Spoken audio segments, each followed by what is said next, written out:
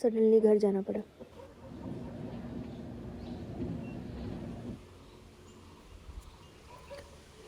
Hello दोस्तों, रात के 12 बज रहे हैं और घर से कॉल आई। अचानक से हमें हिमाचल के लिए निकलना पड़ा। तो अभी हमने बस ले ली है चंडीगढ़ के लिए।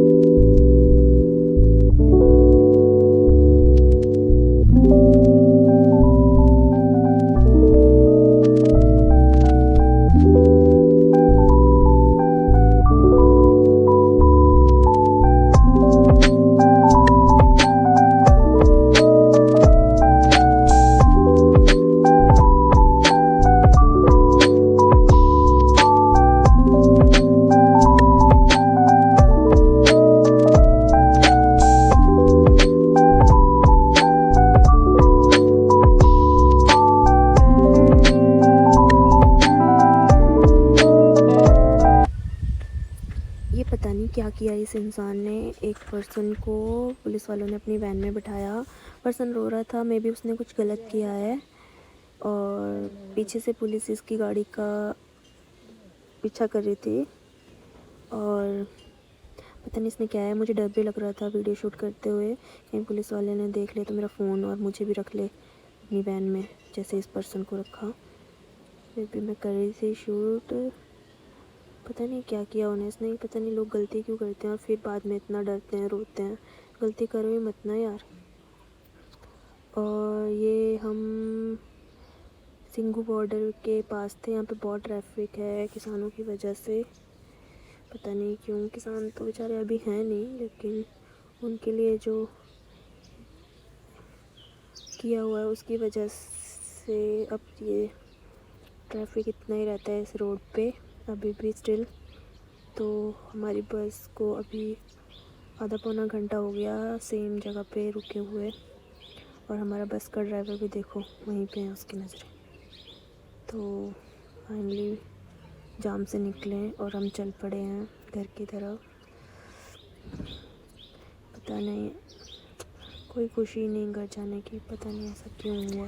ये हम सुबह पहुंच गए थे 43 चंडीगढ़ में और 6:40 हो रहे हैं सुबह के। हम वेट कर रहे थे तनु का कि वो आएगी। 7:30 हमारी बस थी हिमाचल के लिए, तो बस उसी का वेट कर रहे थे। ये मुझे यहीं तक छोड़ने आए हैं, इसके बाद मैं अपनी सिस्टर के साथ जाऊंगी घर। ये बाहर और हम बैठ गए हैं बस में, तनु आ गई थी। और बस अब हम हिमाचल के लिए निकल रहे हैं और ये भी 17 सेक्टर से दिल्ली के लिए वापस बस ले लेंगे। तो बस चल पड़ी हमारी बस हिमाचल के लिए और हम हिमाचल में एंटर कर गए हैं। ये हिमाचल की पहाड़ियाँ। कभी पहले जब भी मैं घर जाती थी तो मुझे इनको देख के बहुत सुकून मिलता था। मतलब एक अजीब सी खुशी बोल लो या सुकून बोल लो, बहुत अच्छा लगता था। लेकिन आज ऐसा बिल्कुल भी नहीं लग रहा है, क्योंकि मैं खुशी से घर नहीं जा रही हूँ। तो बस ऐसे ही अजीब सा ही फील हो रहा है। क्या कर सकते हैं, लाइफ शायद इसी को बोलते हैं। और लाइफ का सच डेथ ही है, जो एक न एक दिन सबको आनी है। तो बस इसलिए जो भी जैसा भी दिन, अगर हम सुबह उठ रहे हैं मतलब कि हमने बहुत अच्छे कर्म किए हैं कि हम अगली सुबह उठते हैं, वरना तो किसी को नहीं पता कि एक सेकंड के बाद क्या होने वाला है।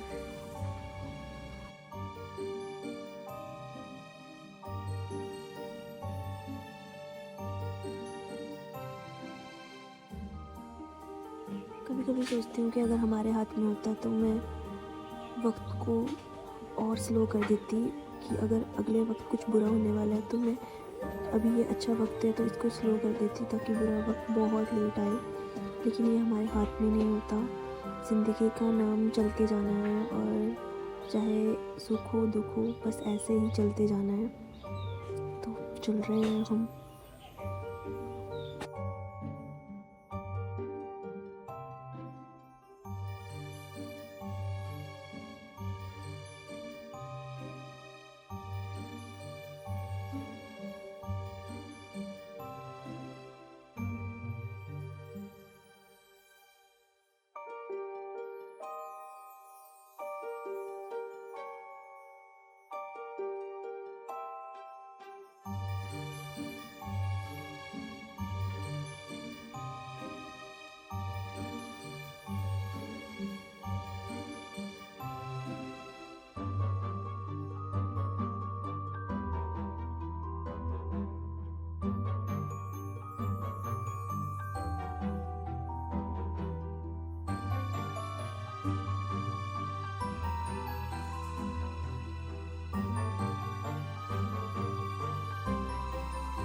बस अब थोड़ी देर में हम अपने घर पहुंचने वाले हैं। हम डिस्ट्रिक्ट हमीरपुर में बस्सी विलेज में रहते हैं, बस्सी भोरंज।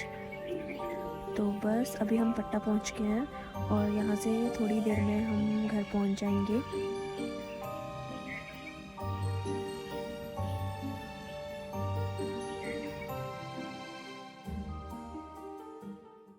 नमस्ते, कैसे हैं आप सब? आई होप सब बढ़िया होंगे। हम भी यहाँ पर ठीक ही हैं। जैसे कि आपने पिछली वीडियो में देखा कि हमें दिल्ली से अचानक हिमाचल आना पड़ा क्योंकि मेरे कज़न ब्रदर की डेथ हो गई थी। तो वो मेरे साथ नहीं आए, उन्होंने मुझे चंडीगढ़ छोड़ा और वहाँ से मैं अपनी सिस्टर के साथ आई हूँ। ब्रदर की डेथ को 2-4 दिन हो गए हैं। इन 2-4 दिनों में ब्लॉगिंग करने का मन भी नहीं था और टाइम भी नहीं था। मम्मी पापा उनके घर जाते हैं, वहाँ पे बहुत काम होता है और यहाँ पे मेरी नानी हमारे साथ रहती हैं। वो भी बुज़ुर्ग हैं तो उनके साथ भी एक पर्सन परमानेंट चाहिए होता है क्योंकि वो अब खुद से चल नहीं सकते, तो उन्हें भी एक सपोर्ट की ज़रूरत है हमेशा। तो इसीलिए मुझे यहाँ पे रहना पड़ता है और मम्मी पापा वहाँ पे जाते हैं। तो बस यही है कि लाइफ का कुछ नहीं पता दोस्तों, कि हम बहुत कुछ सोच लेते हैं कि हाँ ऐसा होगा, ये करेंगे, ऐसा नहीं होना चाहिए, अभी हमें 30 साल बाद ये करना है, ये होगा। पर रियलिटी ये है कि लाइफ का एक सेकंड का भरोसा नहीं है। अभी अगर मैं वीडियो बना रही हूँ तो मुझे नहीं पता कि अगले सेकंड क्या होने वाला है मेरे साथ। ठीक वैसे ही पता नहीं, कभी कभी मुझे ऐसा लगता है कि गॉड को ऐसा करना नहीं चाहिए ना, कि अगर ऐसा ही है तो फिर क्यों हमें ऐसे मोह के जाल में फंसा देता है जहाँ पे हमारे घर वाले होते हैं, हमारे भाई बहन, पति पत्नी, कितने सारे रिश्ते होते हैं। तो भगवान तो इंसान को अपने पास बुला लेता है, लेकिन पीछे जो ये लोग छूट जाते हैं ना, उनके लिए जीना मुश्किल हो जाता है। अब वो तो चले गए, वो बीमार भी नहीं थे, अभी उनकी उम्र भी ज़्यादा नहीं थी, बच्चे भी उनके बहुत छोटे हैं। बस अचानक से ही वो पेड़ से गिरे और उनके रीढ़ की हड्डी में चोट लगी और ऑपरेशन हुआ था और उसके 5-6 दिनों बाद उनकी डेथ हो गई। हॉस्पिटल में ही थे वो, उन्हें साइलेंट हार्ट अटैक हुआ।